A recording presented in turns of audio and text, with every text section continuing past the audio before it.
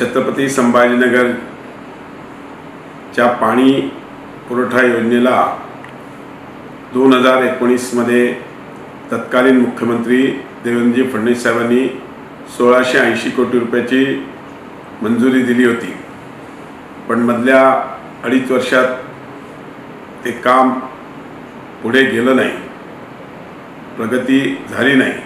त्यामुळे त्याची जी कॉस्ट होती ती एक्सक्लेट झाली। जो 2700 कोटीपर्यंत त्याची किंमत झाली आणि आज डिफरन्सचा 822 कोटी रुपये हे महापालिकेला भरावे लागले असं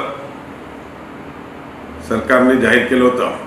पण आजच्या कॅबिनेटच्या मीटिंगमध्ये राज्याचे मुख्यमंत्री एकनाथजी शिंदे साहेब, राज्याचे उपमुख्यमंत्री देवेंद्रजी फडणवीस साहेब आणि अजितदादा पवार यांनी हे 822 कोटी रुपये सरकार महापालिकेला देईल आणि ही पाण्याची योजना लवकरात लवकर पूर्ण करेल असं आज जाहीर केलं आहे।